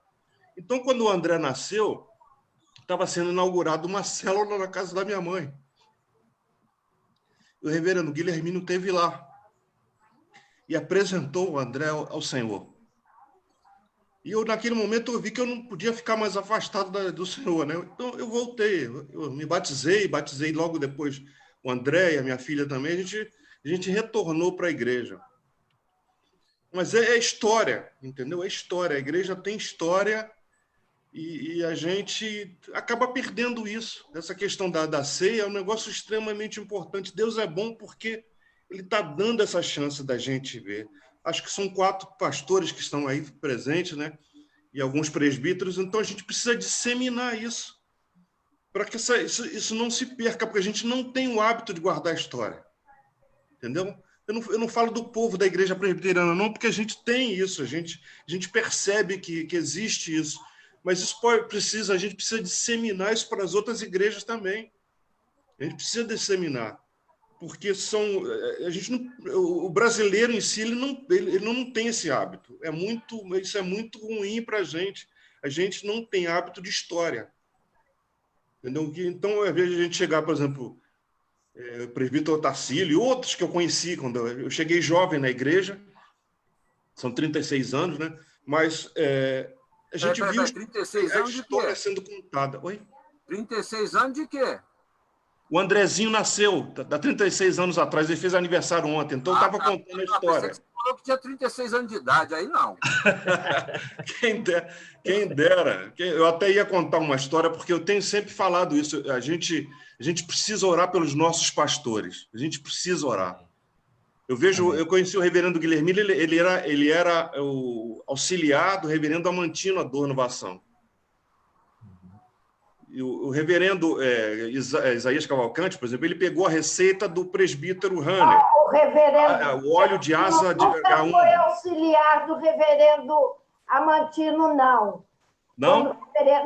Quando o reverendo Amantino jubilou, ele veio mandado pelo presbitério, depois foi eleito pastor. Tá bom. Acho que foi perfeito, então. Obrigado pela correção, minha irmã. Vamos guardar a história. Então, tá bom, isso mesmo, mas isso faz parte da história. Então, o reverendo Isaías, ele conseguiu a receita do óleo de graúna com Hanner. Então, claro que agora já aparece uma ponta ali, mas o reverendo Cid não tem a receita. Então, o reverendo Cid era um menino ainda quando eu cheguei na igreja. E o tempo passa, a gente precisa orar por esses homens, porque eles têm a história e precisam passar a história. A gente precisa cuidar. O reverendo Mirabel, eu não sei se ele já tem a receita também, o cabelo dele está pretinho, mas é jovem ainda, né? O reverendo Anderson cuidou disso. Gaguejou, hein? Para não aparecer. Mas aí o que acontece? A gente não cuida. É isso mesmo. O que acontece? As coisas que acontecem no gabinete do pastor, ele não pode divulgar. Então, o homem ele vem recebendo toda aquela... Você administrar uma igreja e membros, principalmente, isso vai desgastando o homem e nem tudo ele pode falar, entendeu? Nem tudo ele pode falar para o conselho, e ele vai assumindo, a responsabilidade e o desgaste com o tempo, e a gente precisa orar por esses homens. André, você me permite interromper nesse ponto? Pois não? Eu quero aproveitar essa sua palavra, porque essa sua palavra, para mim, hoje ela é profética. Eu quero dizer uma coisa para vocês, meus irmãos, que a gente tem lidado, e vocês estão aqui, eu, Anderson e Mirabô, fazemos parte da executiva do presbitério. A solidão pastoral nesse tempo de pandemia, e mais do que isso, o peso sobre os pastores, muitos deles têm sentido, e aí eu queria pedir aos irmãos que orassem pelos seus pastores, porque não é uma tarefa muito simples você pastorear uma igreja virtualmente, não é uma tarefa simples de fazer. E alguns estão dando sinais mesmo de estafa, tá? De cansaço. Nisso eu estou dizendo do nosso presbitério, mas estou dizendo também de outros concílios que a gente tem a oportunidade também de trazer uma palavra. Então, André, essa sua palavra agora, ela é uma palavra realmente abençoadora, que a gente precisa orar pelos pastores, viu? Amém. Reverendo Anderson. André, obrigado por essa palavra, e quero dizer para você, acompanhando aí Reverendo Cid, que uma das coisas que pesa muito nos nossos ombros, aí eu dou meu testemunho, é que você trabalha não apenas, né? Você, quando é o pastor, você trabalha não apenas pela sua igreja, mas você trabalha também para sustentar vários missionários, campos missionários, instituições de caridade, né? Que as nossas igrejas auxiliam. Então, hoje, a minha pressão pessoal, ela acaba sendo não apenas pelo meu sustento ou pelo cuidado com a membresia. Não, graças a Deus, a membresia na Tijuca, essa pandemia, curiosamente, nos uniu muito mais, né? Mas a gente sente o peso da responsabilidade em ter que conseguir recursos e manter a arrecadação para auxiliar os campos missionários, porque uma palavra, para mim, que, por exemplo, passei 3 anos no interior da Bahia, em Paulo Afonso, recebendo salário mínimo, uma palavra que sempre me cortou o coração era quando as igrejas faziam orçamento e elas tinham que enxugar despesas e achavam que investimento na obra missionária era enxugar despesa. Isso é uma coisa que, para mim, ela beira o ódio. Eu detesto essa expressão. Enxugar despesa corta investimento missionário. Missionário é um homem, é uma mulher, tem uma família, tem uma vida, é um discípulo de Jesus. Então, a minha pressão, que eu mais sinto, é de que a arrecadação se mantenha, por exemplo, para que nós continuemos abençoando os campos missionários que nós temos em Pernambuco e as instituições de caridade. Então, o pastor trabalha para o seu rebanho e também trabalha para auxiliar outros pastores em situações de risco. Amém, meus irmãos. Verdade isso. Obrigado aí, meus irmãos. Obrigado pelo ouvido. E desculpe as lágrimas, mas São momentos que não tem como, eu não tenho seu... Um dia eu pedi ao Senhor, Senhor, me dá um coração leve, suave e manso. Eu achava que o meu coração é muito duro, mas às vezes eu falo, Senhor, não era para ser tanto. Porque amoleceu, mas ficou manteiga. Então, realmente, qualquer motivo... Entendeu? Então, é assim mesmo, mas faz parte. Eu não quero trocar, não. Amém. Obrigado aí pelo ouvido. Colaborando com a visão do André, meus irmãos, eu não quero abrir discussão aqui, mas pontuar aquilo que tocou no meu coração no dia de ontem, sobre os pastores da IPB. Posso falar? Foi com relação ao que ocorreu também com a indicação de um pastor presbiteriano pelo governo, mas a minha percepção é de que os olhos do Brasil, os olhos de pessoas que não gostam do cristianismo, se voltem para os pastores da IPB. E ontem mesmo eu coloquei meus joelhos no chão para orar pelos pastores, que eu creio que estão assim, vão ser muito olhados por esse Brasil. Os brasileiros vão olhar com outros olhos, talvez, para os pastores presbiterianos. E eu acho que realmente essa palavra do André, em termos de orar para os nossos pastores, realmente, André, eu acho que nós realmente temos que buscar mais isso. Nós, homens, nas suas casas, com as suas famílias, vamos lembrar mais e mais de orar por esses que realmente têm nos sustentado. E nós podemos ver nessa reunião aqui o quanto os nossos pastores têm nos abençoado. Eu sou extremamente grato aos pastores. Hoje aqui nós temos 4 pastores do nosso presbitério. Realmente uma reunião abençoada por Deus. E vocês realmente têm cumprido a vocação que Deus tem colocado na vida de vocês. E obrigado. Estaremos com certeza orando. O Samuel pediu a palavra, Samuel? Não? Então só foi um sinal. Meus irmãos, mais algum irmão tem alguma colocação? Eu tenho. O presbítero Alcides. Eu queria cumprimentar a todos que estão presentes na reunião. Fico muito satisfeito pela frequência que está havendo na nossa reunião aos sábados. Principalmente da participação das senhoras. Pedindo que Deus abençoe a cada uma delas, que elas possam realmente se juntar a nós, para que nós possamos somente fazer alguma coisa de útil pela evangelização. Eu queria complementar a palavra do André, que realmente ele tem razão. Eu, principalmente, eu não dou muito valor à história, não, mas realmente a história é muito importante na vida de cada um. Precisamos realmente estudar mais. E também, senhor, e também, André, o Maurício, saber que realmente essa palavra de orar pelos pastores é muito importante. Eu oro, pelo menos, por todos os meus pastores todo dia, na nossa igreja, e eu penso também nos outros, porque realmente esses homens estão realmente muito, como se diz, visados, e qualquer coisa, qualquer falha que houver, realmente eles realmente são muito criticados. E outro assunto também que eu queria falar é com respeito realmente à Santa Ceia. Realmente, nós estamos sentindo muita falta da Santa Ceia. Principalmente eu, que estou preso, estou na quarentena, não posso sair de casa, e a gente sente que realmente faz muita falta. E que nós possamos realmente, que a igreja volte a funcionar, para que possamos sentir a presença, a bênção de Deus, que é a Santa Ceia. Muito obrigado a todos, que todos sejam abençoados por nosso Deus, na nossa reunião e nas próximas que deverão haver. Que seja assim, em nome de Jesus. Amém. Amém. Mais algum irmão? Não? Eu vou pedir ao presbítero Gilson. Gilson, eu vou pedir a você que você ore, meu irmão, pelos pastores,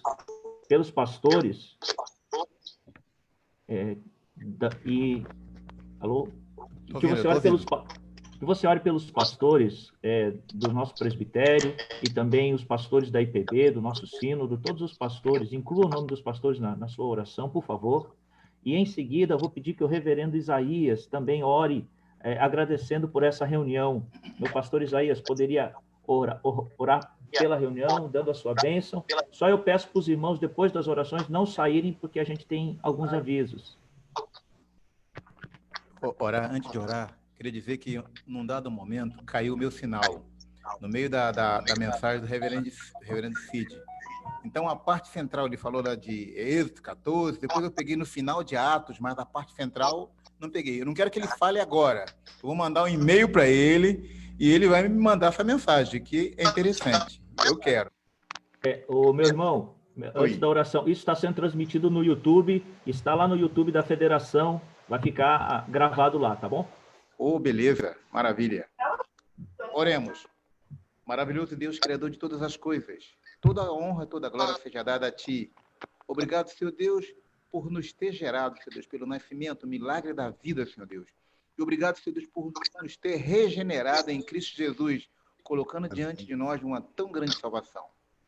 Nessa oportunidade, Senhor Deus, de estar participando desse trabalho, Senhor Deus, masculino da Federação do Rio de Janeiro, de PH, queremos, Senhor Deus, entregar nas Tuas mãos, Senhor Deus. Primeiramente, Senhor Deus, a vida dos 4 pastores que estão aqui conosco, Senhor Deus, dando apoio a esse trabalho, Senhor Deus.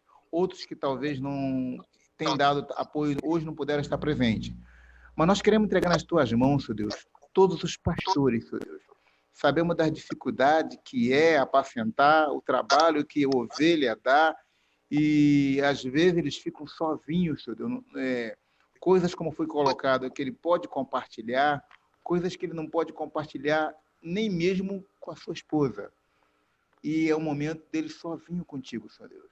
Então, Senhor Deus, pedimos, Senhor Deus, que Tu envie, que esteja apacentando esses ministros, servos, Senhor Deus, dedicado, anjo que Tu colocou, Senhor Deus, para proclamar a Tua palavra, para que pudesse dar conforto e consolo à igreja. Mas como servo, como seres humanos, eles precisam de Ti, Senhor Deus. Esteja visitando cada pastor, Senhor Deus. Trabalhe a mente, trabalhe, Senhor Deus, a saúde, o lado espiritual, Senhor Deus, o emocional, para que eles possam cumprir a contento a obra que Tu tem colocado diante deles, Senhor Deus.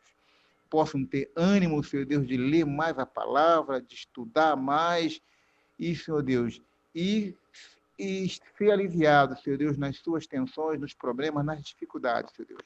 Guarda todos os ministros, Senhor Deus. Em nome do Seu Filho Jesus, entregamos nas Tuas mãos, Senhor Deus, agora e para todo sempre. Amém. Senhor, nós Te louvamos pelo Teu cuidado, pela Tua proteção. Te agradecemos por esta reunião tão proveitosa.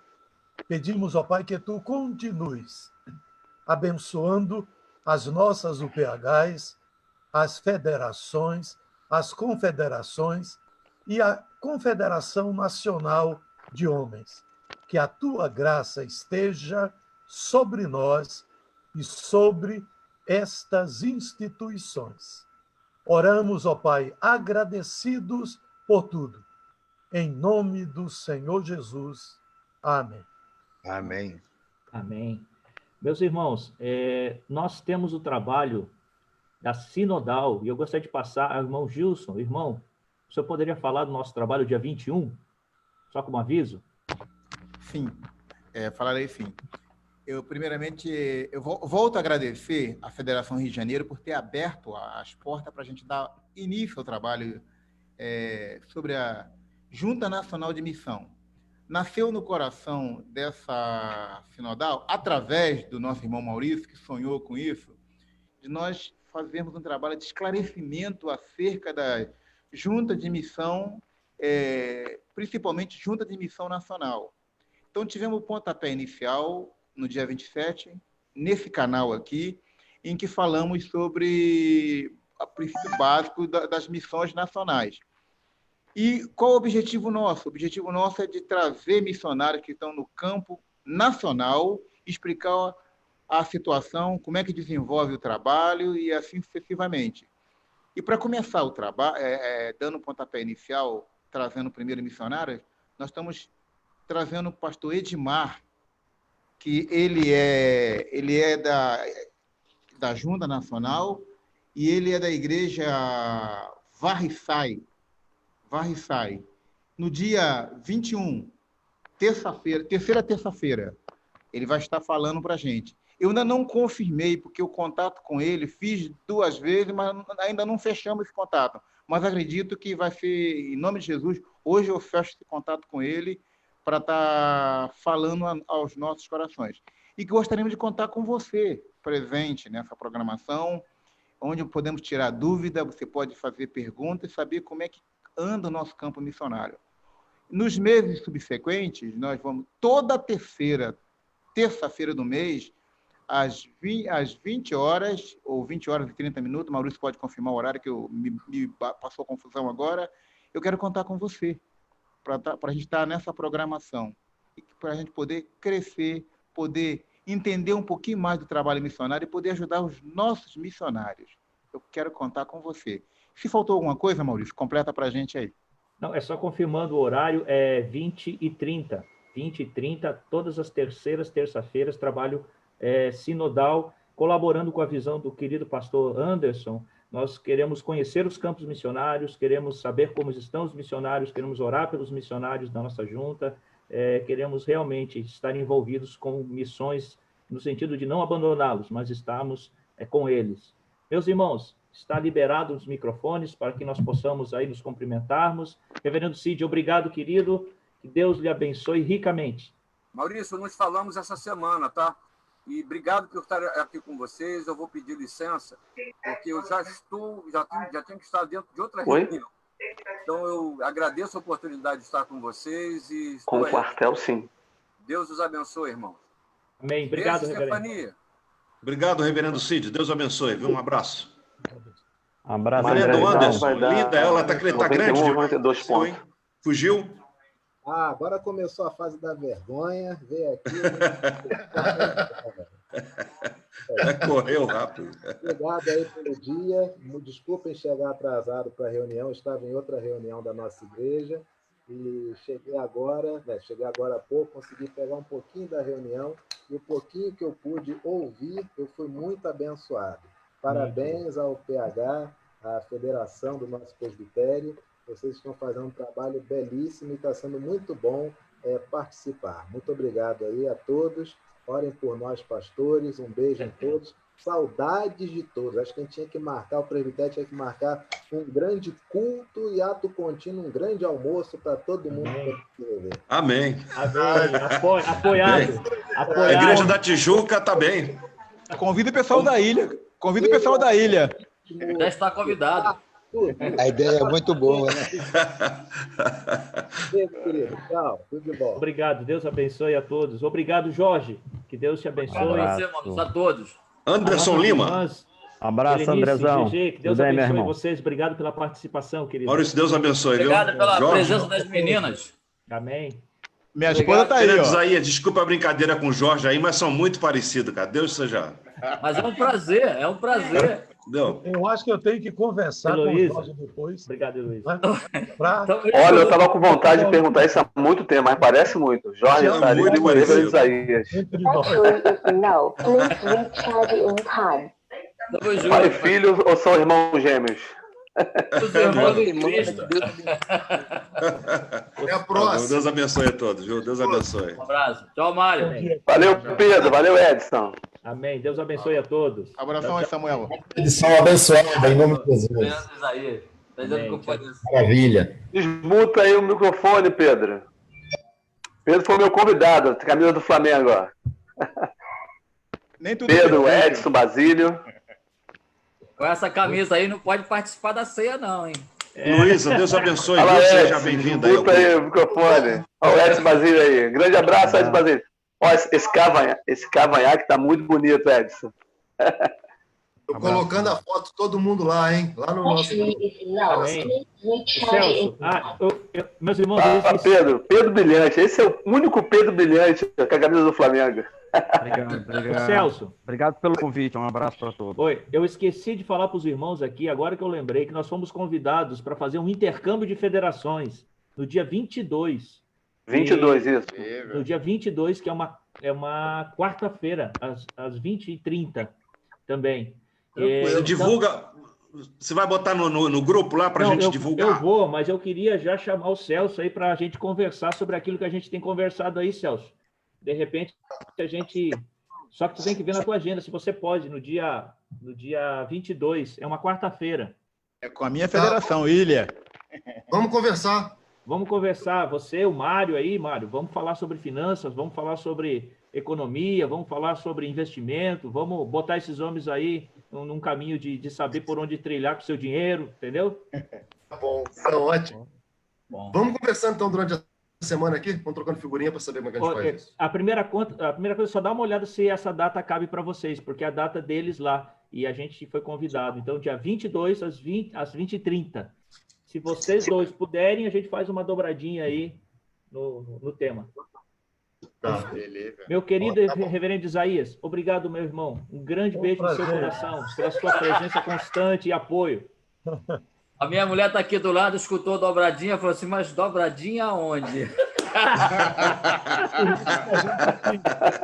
A nossa história, né? A nossa descendência, ou ascendência. Muito bom, muito bom. Gente, bom dia para vocês. Deus abençoe, gente. Tudo bom. Deus abençoe para todos. Deus abençoe. Um abraço. Parabéns, Edson. Edson é vovô, nasceu o neto dele, dia Parabéns, 10, o Guilherme. Edson, Deus abençoe. Deus abençoe, viu? Obrigado, irmão. O William apareceu aí, mostrou o filho e depois saiu. A gente nem viu direito. Agora no final, que era para Eu vi. sumiu. Pois ele já botou a foto lá no nosso grupo, né? Uhum. É. É isso aí. Deus abençoe, gente. Bom dia. Deus Jorge, abençoe, mais uma irmãos. vez. Até mais. Um prazerzão. Tchau, tchau. Tchau, gente. Tchau para todos. Um abraço.